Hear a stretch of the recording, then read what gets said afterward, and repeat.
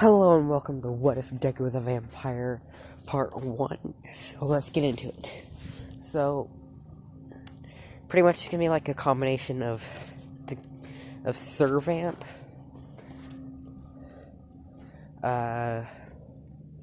Hotel Transylvania, and there's one more vampire thing that I'll say it later.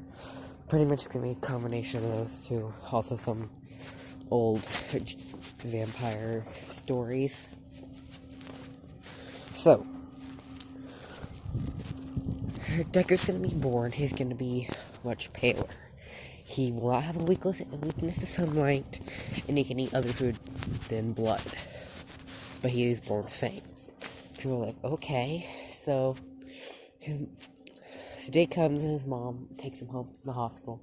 All excited, lays him down for a nap. Middle of the night, wakes up. She wakes up after hearing a noise. She walks into the room and sees all she can hear is the noise from the cradle. It's playing a little nursery rhyme, so it sounds kind of creepy in there. She doesn't see Deku. She's kind of freaking out a little bit. She turns around and she sees Deku holding onto the wall. She freaks out. I was like, what the heck? She's like, demon child, and just like kind of kicks him out. Like, she gives him to an orphanage. You'd be like, nope, can't do that. And pretty much, oh yeah, I remember the other thing. The other thing's called Vampire. It's a game, but he's gonna also have the ability to control shadows. So he gets into the orphanage, and at a certain age, he starts having a craving. But no matter how much he eats, he can't. It just won't go away. And he drinks the blood of someone. And somebody gets a cut, and he just thinks he's just supposed to go over to them. So he bites into them and starts drinking blood. He only drinks a little bit, and his eyes flash crimson red. Everyone around him is kind of horrified. He's kicked out of the orphanage, where he's given his next ability. He can transform into a cat. He doesn't really know how to untransform. But he's like a little kitten, and a family comes by and sees him. So they just pick up him up and decide to name him Kuro. But Deku's still gonna go by Izuku Midori. Still go by Izuku. But they're gonna name the cat Kuro because it's a black cat and it has green eyes. I guess it has green eyes. And the family is gonna be Ochako's family. Like, before the business started failing. They have the cat and everything. Ochako loves the cat. And they spend the entire time together. And pretty much Deku goes to school with Uraraka too. Just as a cat goes to school. And no matter how many times they try and lock up Deku, he just always gets out somehow. And how he does that is short teleportation. He can teleport short range. So anyone he can see, he can teleport to. So he just look at the window, bam, teleport, and then get inside their bag. But he'd either be invisible or wouldn't, and he'd just be there the entire time. And the lunch ladies would always give him food. So Deku's life was kind of content. He learned how to speak, but decided not to speak in front of them, or else they'd think he's kind of weird. But me and Choco become really good friends. They're always playing together. But I'm gonna say that was only when they're 4. You know what I'm saying? I'm gonna say that's when they're 4. A couple of years pass. Deku's a full-grown cat, but he still plays like he's a kitten. Like, he still acts like he wasn't born that long ago. And everybody's kind of worried, like, the cat should at least be slowing down by now, taking more naps. But no, it's energetic. So they're kind of wondering why. So they take him to the vet. They're like, okay, apparently this cat has a quirk. They're like, what? Yeah, he's like, pretty much he'll stay young for many years. Oh, that's nice. And Dick's like laughing and smiling, like, haha, they don't even know. And then they keep on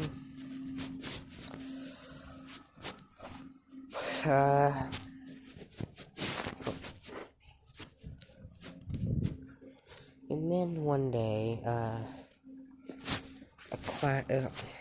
class is being held, and suddenly this girl starts walking in, like, oh, it's finally taking a nap.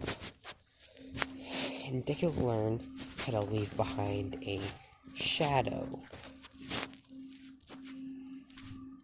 So he found out he can manipulate shadows.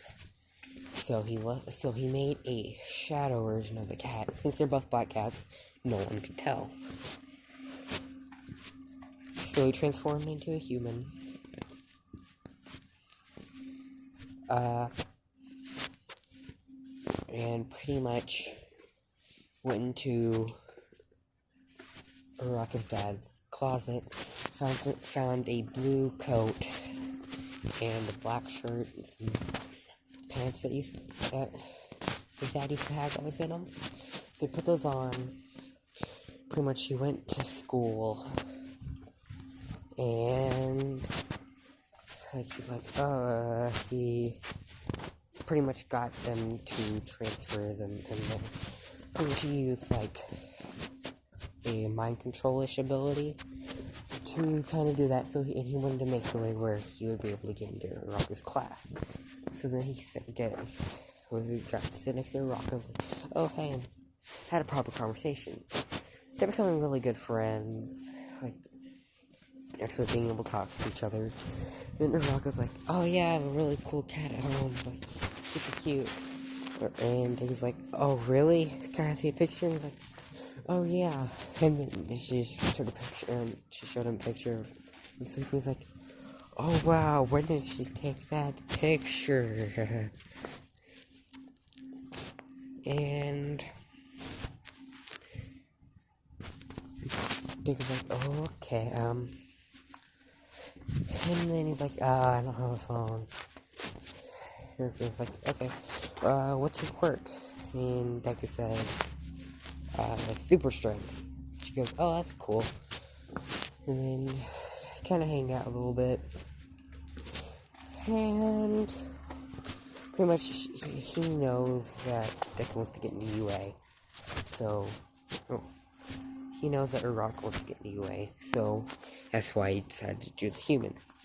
Become human again. So when Uraraka came home from school, she saw Kuro and was like, I'm gonna say it's a month later, and she thinks that she's not seen as much of him since she's been hanging out with her new friend. So she decides to kind of put him in his backpack where his head stick out, like he usually does, and just walk away. So they're just walking around, and they go through this tunnel to see the Switzerland pops out of the sewer. saying, I don't know, he was in the city. And Rocco's kind of freaking out. And Deku's like, oh no, I gotta protect her. And then jumped out of the backpack. Kind of walked over the sledgehammer. And just, like, so doing, like, what is this, a cat? And then, like, oh, it's a cat thing, it's gonna protect its master. I'll give you one good hit, and if you don't do anything, then I'm just gonna kill your master. Like, it's taunting me, like, you know, cause like, oh, really? Like, my only hope is gonna be a cat, dang it. And then suddenly, Deku immediately becomes, like, shadows, just all the shadows around in the tunnel, the darkness in the tunnel, voice in a certain spot, and then the shadows become solid and start crushing the sledge villain, and crushing it, and then all that comes in. Rocco's like, wait, whoa, what's going on? And I'm like, good job, girl, Quirk, your darkness quirk seems to be working really effective against that villain. She goes, it's not me, it's my cat. He's like, oh, what? Suddenly, he looks down and sees the cat's eyes are glowing red. And then, it almost quickly gets empties out a bottle and shoots the thing in it, and then darkness just disappears from there. And Dicky's eyes turn back into a green color, and he just walks back over to Rocco and stumbling up to her. She's like, oh, what? She immediately just gets an autograph from All Might and just like runs away. All Might's like kind of falling, like, okay, that cat is like super cool. Pretty much wanting to find out more about this cat. So they get to her house, and by this point she has her own house. She's like trying to Google everything about animals having quirks. Apparently it's really rare and everything, but it's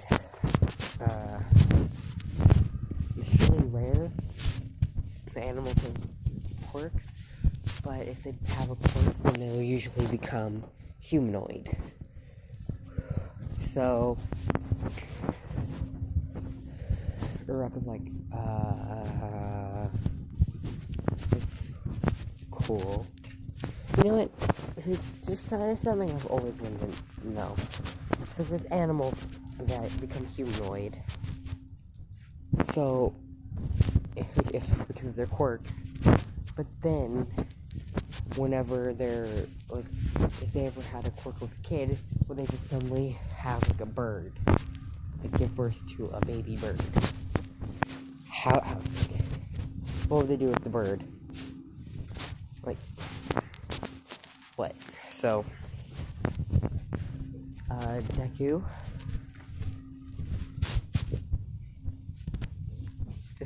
Deku decides, to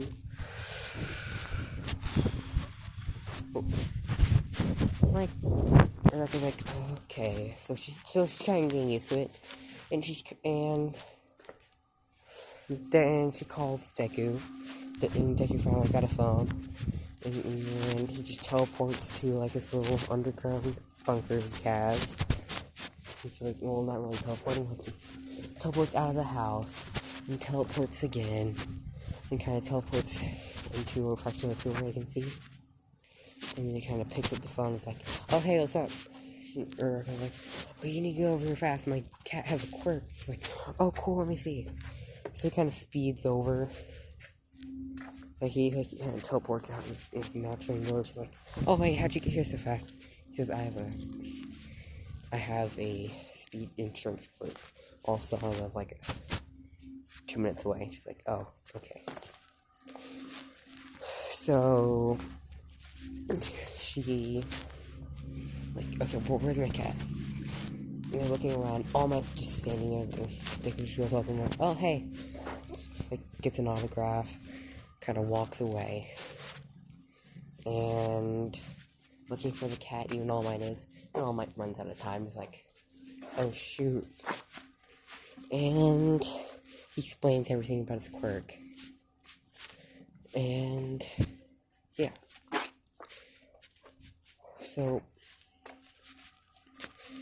I must say that he decides to give Uraka his quirk. And Uraka kind of accepts. Pretty much I'm gonna make Uraka overpowered in this one. So she gains like the ability to make a central point of gravity. Like she could touch an item and make it have its own gravity. And then she can also make things heavier when she touches them. And she has one for all. Now, one day, while they're training in the dump, Deku's just sitting there in his cat form, sitting, and then he sees, All Might's in his skinny form, and Uraka picks up something. All Might's out of time, and something just comes and is falling down. All Might can't go back into his giant form, and Uraka can't save herself, and it falls on her, and she feels like she's gonna die. All Might's freaking out, and then suddenly he sees Deku transform into a human, run over to Uraka, and just completely suck all of her blood. And then he gives her a drop of his, and then suddenly chains form around both of them. Uraka wakes up and is questioning what's going on. Deku explains that his quirk allows two people to be bonded, and he kind of explains that he's the cat and everything, and says that it kind of explains his entire backstory. Uraka's like, So, and then she's like, okay. And then Deku just kind of turns back into the cat and was like, okay, let's go. Talks in the cat form, he's like, oh snap, we can talk like that. Okay. So she's kind of freaking out. And Deku explains how she can gain a new ability from this. She's gonna be slightly stronger, slightly more durable, meaning she can use more of One For All, and slightly faster. And then Deku says you also gain a new weapon. She told him to think, and suddenly she's inside her own mind and sees Deku as a cat. His form, his eyes are made of buttons, and she tells her to pick a present out of all the presents on the ground. It's like 50 of them. She picks up this long, big one, opens it up, and inside is this blue sledgehammer. So she thinks, yeah, it's pretty cool. Pretty much just that she can be stronger, faster, and she'll gain more abilities over time. But this will really this one off. So until next time, goodbye.